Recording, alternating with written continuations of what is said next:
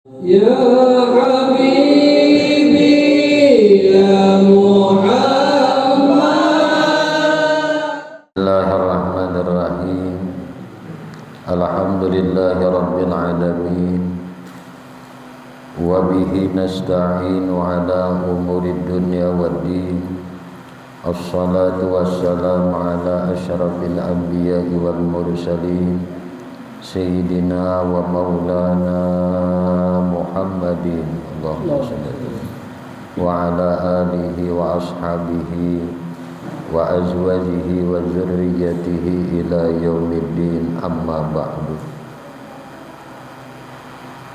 Qala Allahu inna syani'aka huwal abtar. Wa qala habibuna sallallahu alaihi wasallam may yuridillahu bihi khairan yufaqihu fid-din. Sadaqallahul azim wa sadaqa rasuluhul karim wa nahnu ala dzalika minasyahidin walhamdulillahi rabbil alamin. Alhamdulillah, puji syukur hanya bagi Allah Subhanahu wa taala. Syukur alhamdulillah di hari yang mulia ini, di hari yang penuh berkah ini, di hari raya Idul Adha, kita ditakdirkan oleh Allah berkumpul berjamaah beriktikaf di dalam ini masjid. Mudah-mudahan berkumpul berjamaah beriktikaf kita di dalam ini masjid senantiasa dirahmati dan diridai oleh Allah Subhanahu wa taala. Amin. Salawat dan salam tercurah terlimpah selalu kepada junjungan kita, maulana kita, Nabi besar Muhammad sallallahu alaihi wasallam, juga kepada para keluarganya, para sahabatnya, para zuriat-zuriat keturunannya dan para pengikutnya sampai akhir zaman. Allahumma shalli ala sayyidina Muhammad wa ala alihi wa ashabihi Muhammad. Hadirin wal hadirat, kaum muslimin wal muslimat, bapak ibu yang dimuliakan dan dirahmati oleh Allah. Alhamdulillah, kita masih berada di suasana Idul Adha, yang mana pada hari ini disebut juga dengan sebutan Hari Raya Haji, juga disebut dengan sebutan Hari Raya Kurban. Hari Raya Haji atau hari rayanya orang beribadah haji, untuk menyempurnakan rukun Islam nang kalima, manistata'a ilaihi sabila, siapa nang diberi oleh Allah kemampuan baik secara ongkosnya, kesehatan tubuhnya, kendaraannya, dan keamanannya. Bila cukup syarat-syarat itu tersebut, maka dianjurkan untuk melaksanakan ibadah haji. Ibadah haji adalah penyempurna daripada arkan Islam. Maka apabila seseorang melaksanakan ibadah haji, maka tamamlah arkan Islamnya. Di samping yang pertama rukun Islam, mengucap dua kalimat syahadah, iqrarul bil lisan wa tasdiqun bil qalbi, mengikrarkan dengan lisan dan membenarkan dengan hati. Alhamdulillah. Rukun Islam yang kedua adalah wa tuqimus shalah, yaitu mendirikan sembahyang. mengerjakan sembahyang. Apabila seorang laki-laki atau perempuan sudah akil balik dan mukallaf, maka dia dituntut melaksanakan kewajiban sembahyang sehari semalam 5 kali bagi yang tidak ada halangan seperti perempuan yang haid, nifas, dan wiladah. Kemudian rukun Islam yang ketiga adalah saum Ramadan, puasa bulan Ramadan. Syahrul Ramadan, bulan Ramadan. Ya ayyuhalladzina amanu kutiba alaikumusiyam kama kutiba alal ladzina min qablikum la'allakum tattaqun. Ayyaman ma'dudat, hari-harinya sudah ditetapkan oleh Allah. Puasa wajibnya di bulan Ramadan. Tapi ada pengecualian, wa in kuntum maridan aw ala safarin, bila engkau kalian dalam keadaan marid, keadaan sakit, aw ala safarin, atau dalam keadaan musafir, boleh kada puasa. Namun fa'iddatun min ayyamin ukhar, diganti berpuasa di hari lain daripada bulan Ramadan. Nah, kemudian diakhiri dengan mengeluarkan zakat fitrah di terakhir daripada Ramadan sampai kepada pelaksanaan salat Idul Fitri. Kemudian wa tu'tiyaz zakat, mengeluarkan zakat bagi yang ada kemampuan, ada hartanya sampai nisabnya, sampai haulnya, bagi yang tijarah, bagi yang beternak, bagi yang bertanam, bercocok tanam makanan pokok, ada aturan-aturan daripada kewajiban zakat. Yang terakhir adalah rukun Islam, yaitu bahaji. Nang siapa diberi kemampuan oleh Allah untuk kasana. Sekian juta manusia di hari 9 Zulhijjah mereka wukuf di Arafah. Sebagaimana Nabi mengatakan al-hajjul Arafah, bahaji itu adalah wukuf di Arafah. Maksudnya apa? Rukun haji yang paling utama itu adalah bawukuf di Arafah. Apabila mulai gelincir matahari, pas istiwa matahari di ubun-ubun kepala, gelincir inya sedikit, maka di sana waktu wukuf di satu lembah, satu padang pasir dan gurun batu, ngarannya Arafah. Nah, disinilah seorang hamba nang mana sebelumnya dia memakai ngambil miqat, mengambil di satu tempat niat untuk berhaji dan umrah. Maka apabila sudah inya memakai pakaian haji, kalau laki-laki itu 2 tatak kain putih nang kada bejahit, kada boleh berselawar,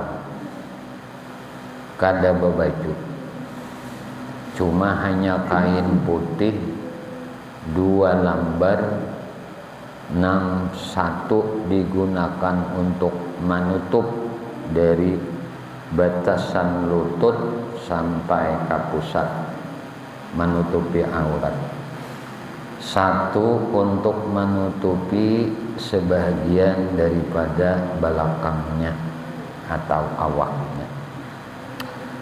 2 ini dan dipakai miqat bagi orang nang berhaji dan berumrah. Setelah itu mereka pergi ke satu tempat ngarannya Arafah. Nah, disinilah seseorang disuruh untuk wukuf, untuk bertahan begenap sesaat, begenap di situ sampai waktu tenggelam matahari. Apa yang dilakukan di ketika wukuf? Hanya duduk, berzikir kepada Allah, beristighfar kepada Allah, bertasbih kepada Allah, bertahmid kepada Allah, bertakbir kepada Allah. Dan dianjurkan untuk bertafakkur, muhasabah akan diri, memikir, merenungkan akan kemahabesaran Allah Subhanahu wa ta'ala. Jadi ibadah haji adalah ritual ibadah yang disyariatkan oleh Allah untuk menghilangkan status sosial seseorang itu.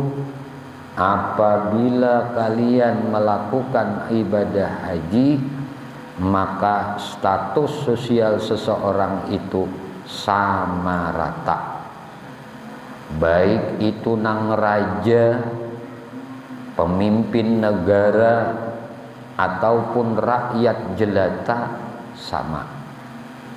Ketika beribadah haji, 2 aja pakaiannya, kain putih. Baik itu orang sugih, orang kaya, ataupun orang susah, ketika beribadah haji pakaiannya hanya 2 lembar. Ketika seseorang beribadah haji, kadada berbeda antara orang sugih lawan orang miskin, antara tuan dengan budaknya, antara majikan dengan pembantunya, kadada berbeda. Antara kulit putih dengan kulit hitam, kadada bedanya. Antara nang ganal awak nang halus awak, kadada bedanya. Semua rata, sama indallah, di sisi Allah. Jadi ibadah haji adalah ibadah yang mengajarkan kepada manusia bahwa manusia itu hakikatnya sabarataan sama. Mau apapun kedudukan sosial Anda, baik seorang pengusaha, seorang pejabat, seorang politikus, seorang raja, seorang gubernur, seorang presiden, seorang menteri, seorang bupati, seorang camat, tidak ada bedanya dengan orang yang tak punya pangkat sama sekali. Jadi kalau orang beribadah haji itu disuruh untuk mengintrospeksi akan dirinya bahwa aku ini sama di hadapan Allah Subhanahu wa ta'ala. Yang membedakan hanya satu, inna akramakum indallahi atqakum. Sesungguhnya manusia yang paling mulia di sisi Allah itu adalah orang yang paling bertakwa. La farqu bainal arabi wal ajam. Tidak ada perbedaan antara orang Arab dengan orang ajam. Kulit putih, kulit hitam, illa bitaqwa, kecuali hanya dengan takwanya. Belajar dari penyempurnaan rukun Islam yang kelima ini, maka seseorang akan melihat status orang lain tidak akan merendahkan di hadapan pandangannya. Karena walaupun bagaimana kedudukan seseorang itu tinggi, pangkat jabatan dan kekayaannya, semuanya sama di sisi Allah. Hanya yang berbeda itu takwanya. Ibadah haji mengajarkan kesabaran dan keikhlasan di dalam berperbuat. Semua perbuatan ibadah haji tidak ada bacaan yang wajib dibaca. Yang ada hanya perbuatan fisik. Yang ada hanya kebulatan tekad untuk mengerjakan taat kepada Allah. Kemudian yang kedua, hari raya haji juga disebut dengan sebutan hari raya korban. Hari raya korban itu disebut hari kebahagiaan bagi orang-orang susah, yang mana mereka di hari raya korban, di hari raya haji, mereka dapat mencicipi daging makanan nang lezat, nang nyaman dari korban nang dilakukan oleh sebahagian kaum muslimin. Namun perlu kita pahami, perlu kita renungi bahwasanya korban yang kita lakukan itu mesti melahirkan sebuah kebaikan di dalam kehidupan kita. Yang paling utama adalah mesti dari seseorang yang berkorban itu akan tampak di dalam dirinya sifat-sifat kemanusiaan dan memanusiakan manusia. Sifat yang senantiasa walas asih dengan sesama. Apabila seseorang berkorban, hakikatnya dia mengorbankan sifat kebinatangannya yang ada di dirinya.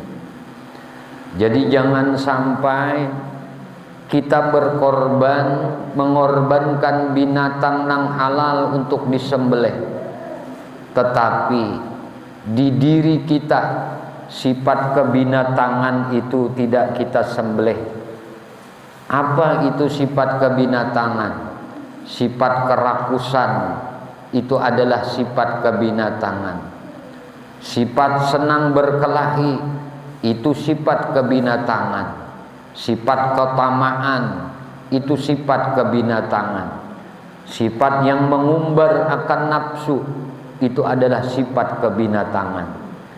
Maka orang yang berkorban itu bukan hanya dia mengorbankan sebahagian hartanya, dia belikan akan binatang yang halal untuk disembelih dan dijadikan korban untuk bertakarrub kepada Allah. Karena korban itu artinya adalah pendekatan diri seorang hamba kepada Tuhan. Kurban, dekat. Korban, pendekatan seorang hamba kepada Tuhan.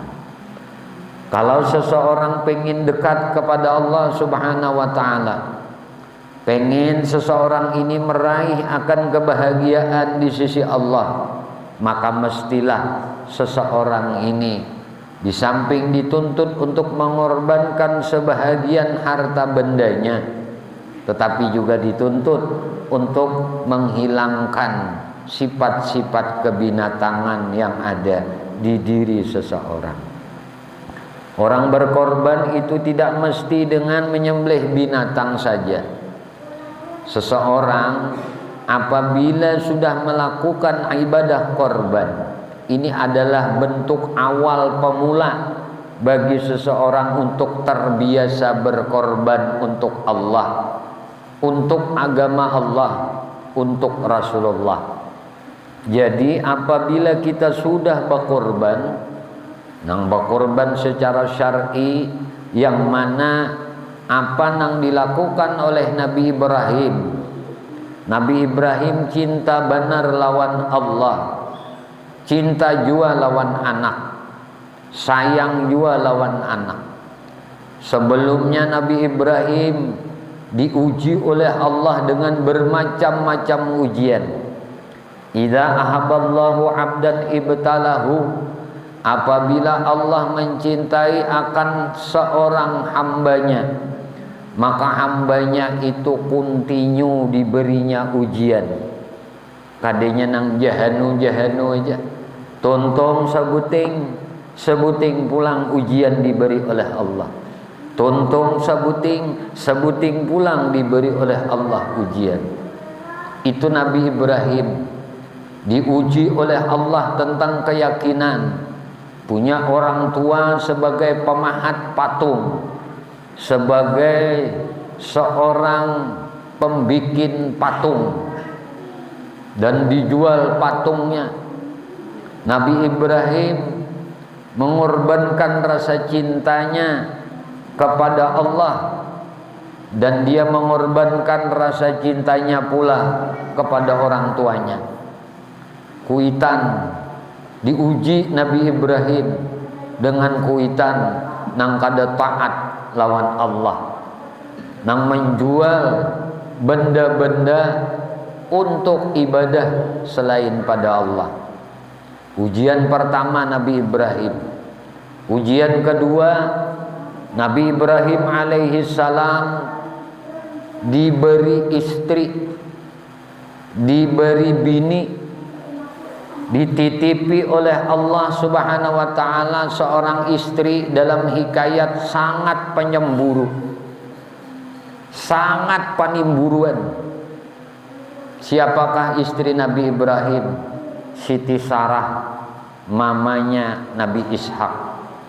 Ini luar biasa dalam riwayat, sangat penyemburu. Ini ujian bagi suami apabila mempunyai istri yang sangat pencemburu. Itu tandanya dia cinta kepada Anda, dan ini adalah ujian dari Allah Subhanahu wa taala. Yang kedua, yang ketiga, Nabi Ibrahim diuji oleh Allah Subhanahu wa taala untuk basunat di waktu tuha, di usia nang sudah tuha, 70-an lebih umur, disuruh basunat. Maka basunat itu sakit, tapi karena perintah dari Allah, taat akan Allah itu lebih utama, maka Nabi Ibrahim mau basunat. Selanjutnya Nabi Ibrahim diuji oleh Allah sampai tuha kada diberi anak, kada sing anakan, kada baanakan, sabar aja hidup bersama Siti Sarah, sabar aja, tuha kada sing anakan. Kemudian Nabi Ibrahim diuji pulang oleh Allah Subhanahu wa taala dengan untuk berpoligami supaya dapat keturunan.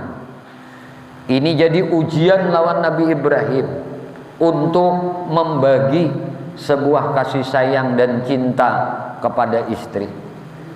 Akhirnya Nabi Ibrahim menyunting seorang perempuan, dan itu sangat dekat lawan istri Nabi Ibrahim, yaitu Siti Sarah.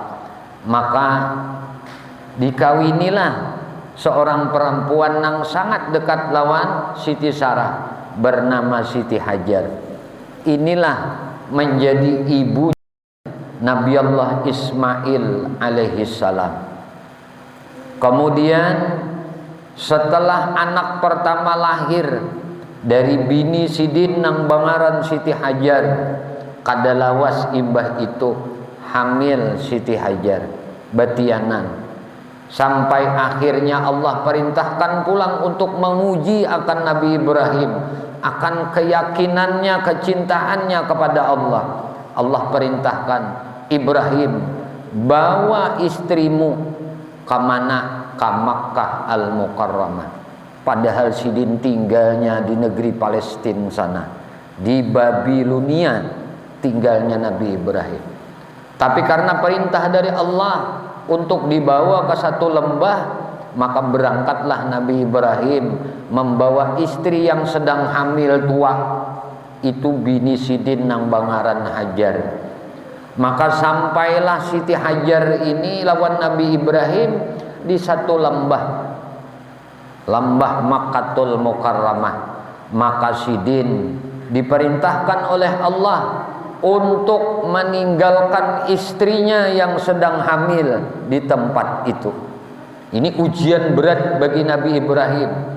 Istri yang sedang hamil tua, nang dia sebentar lagi akan melahirkan anak nang ditunggu sekian tahun lamanya, tetapi diperintah oleh Allah untuk meninggalkan istri di tempat itu. Apa yang terjadi? Dengan berserah diri kepada Allah Subhanahu wa taala, Nabi Ibrahim meninggalkan Siti Hajar di lembah itu tersebut. Allah mentakdirkan Siti Hajar melahirkan, maka lahirlah putra Nabi Ibrahim alaihissalam, yaitu Nabi Ismail alaihissalam.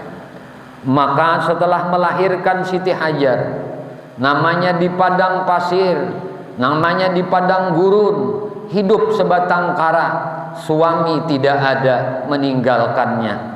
Maka seorang perempuan yang kehausan setelah melahirkan dan melihat anaknya yang juga kehausan setelah dilahirkan, maka Siti Hajar berangkat dari tempatnya dia menitipkan anaknya di tempat itu. Maka Siti Hajar berjalan beberapa ratus meter dari tempat anaknya diletakkan. Maka Siti Hajar melihat akan bayang-bayang.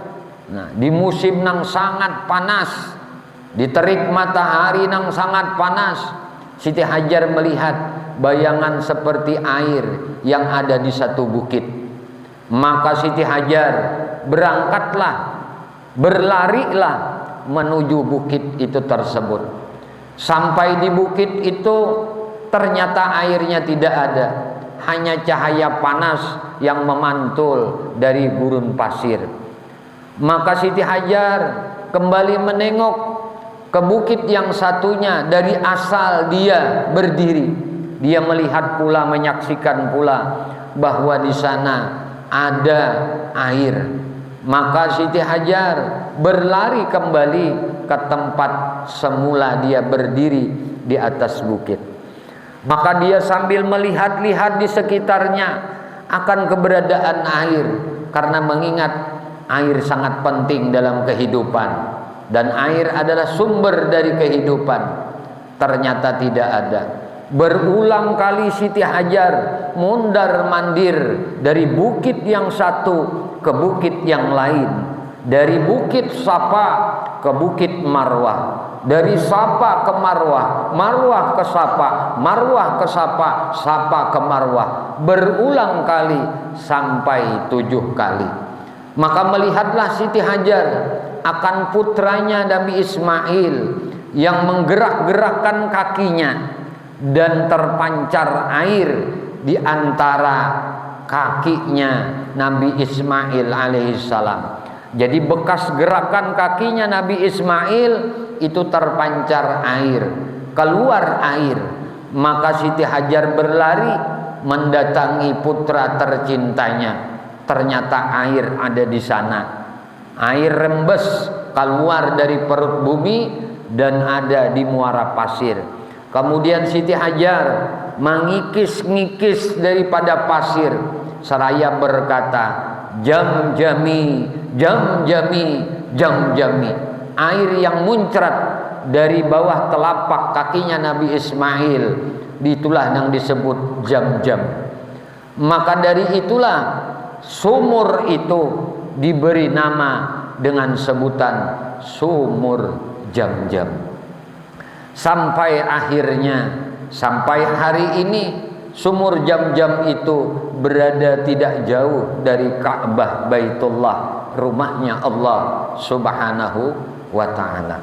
Maka ritual ini tersebut dilaksanakan di dalam ibadah umrah, dilaksanakan dalam ibadah haji, karena mengingat akan perjuangannya seorang ibu, seorang istri yang salehah, seorang ibu yang ikhlas menghidupi akan anaknya, menjaga akan anaknya, dan mengharap ridha Allah, mau berlari ke satu bukit ke bukit nang lain.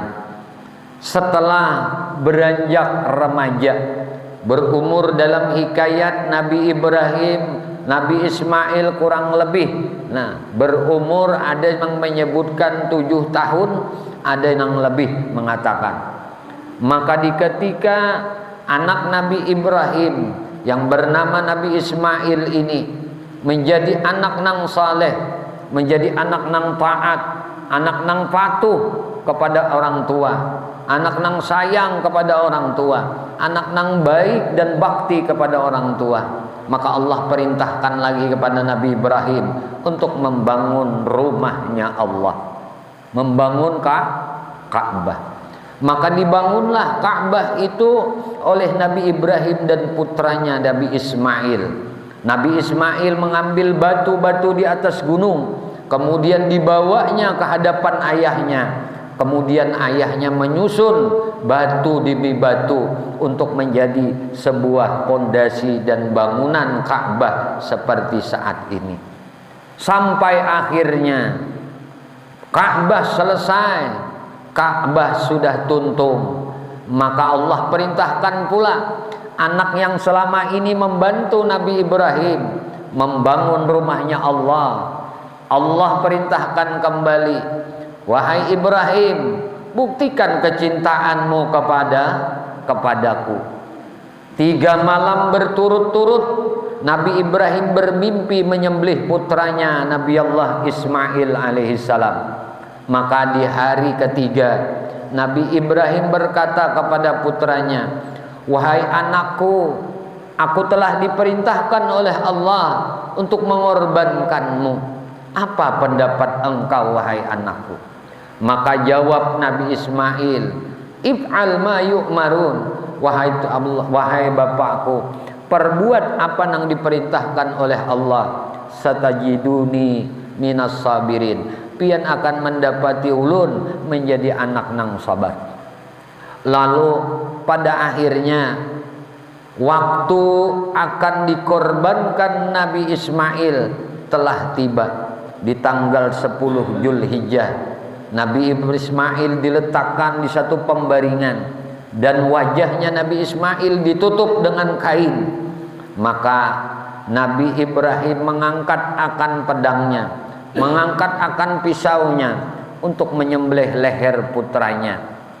Dengan ketulusan ikhlasnya Nabi Ibrahim mengorbankan anak yang ditunggu sekian tahun lamanya, anak yang sangat baik, nang taat, nang saleh. Ini demi cintanya kepada Allah, dia korbankan putra tersayangnya.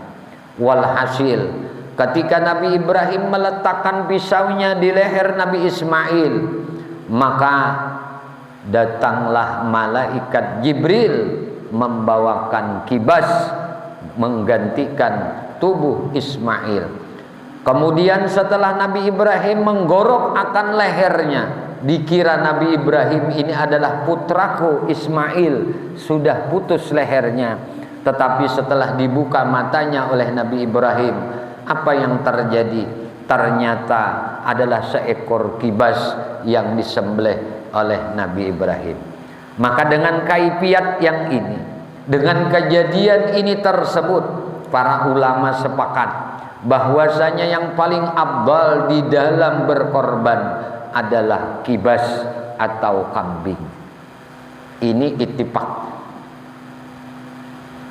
Bukan berarti orang yang berkorban dengan sapi, orang yang berkorban dengan onta, orang yang berkorban dengan kerbau itu tidak termasuk berkorban. Tidak, sama dapat pahala nilai berkorban. Namun perlu kita ambil sebuah pelajaran bahwasanya ibadah korban itu adalah mengorbankan sesuatu apa yang paling kita cintai untuk Allah Subhanahu wa ta'ala. Kenapa harus binatang yang halal yang dikorbankan? Ini adalah sebuah cerminan bagi kita, pelajaran bagi kita. Sifat kebinatangan yang ada diri kita mesti harus kita korbankan. Kita harus sembelih, kita buang sifat-sifat kebinatangan yang ada di diri kita. Maka kita akan menjadi manusia dan bisa memanusiakan manusia. Inilah manusia-manusia yang bertakwa di sisi Allah Subhanahu wa ta'ala. Mudah-mudahan dengan ketemunya kita, ditamuakannya kita dengan hari raya Idul Adha, hari raya korban ini, kita lebih terpacu, lebih bersemangat di dalam mengorbankan diri, tenaga, waktu, pikiran, harta benda untuk agama Allah Subhanahu wa ta'ala, untuk kecintaan kepada Allah Subhanahu wa ta'ala. Jadi hikmah daripada berkorban ini pelajaran lawan kita yang pertama, untuk terbiasa kita berkorban demi jalannya agama Allah, demi makmurnya kemaslahatan manusia. Bapak Ibu sekalian yang dimuliakan dan dirahmati oleh Allah Subhanahu wa ta'ala, dengan berkorban itu tadi maka seseorang sudah mendapat predikat sebagai orang yang peduli dengan saudara-saudaranya yang lain. Bayangkan kalau kita sangat perlu dengan uang, tetapi karena kepedulian kita dengan orang lain, maka kita mengorbankan uang kita untuk kita korbankan di hari raya Idul Adha. Kenapa berkorban ini, menyembelih binatang korban ini boleh beberapa hari? Itu dikarenakan supaya apabila hari ini Anda tidak mendapat rezeki yang cukup untuk membeli binatang korban, masih ada kesempatan besok hari untuk membeli binatang korban, dikorbankan untuk saudara-saudara kita. Kalau besok hari masih tidak diberikan oleh Allah kecukupan rezeki, maka boleh kita berkorban di hari Rebunya yang akan datang, yang mana Allah Subhanahu wa ta'ala memberikan kemudahan kepada kita bahwasanya berkorban bukan di hari pertama saja hari raya Idul Adha, tetapi di hari kedua, di hari ketiga kita pun diperbolehkan masih untuk melakukan korban.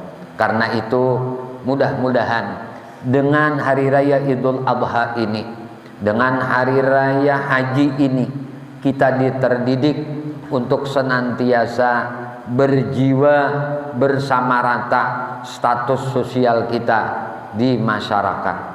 Dan mudah-mudahan kita menjadi pribadi-pribadi yang tidak memandang rendah kepada orang lain, yang senantiasa memuliakan dan mentakzimkan dengan sesama. Kemudian dari ibadah korban kita dididik, diajarkan oleh Allah Subhanahu wa ta'ala agar kita peduli dengan orang lain, peduli dengan kesusahan orang lain, peduli dengan kehidupan orang lain. Dan mudah-mudahan dengan hikmah bulan dan hikmah daripada hari raya haji ini, Allah Subhanahu wa ta'ala menganugerahkan kebaikan lawan kita, kemanfaatan Ya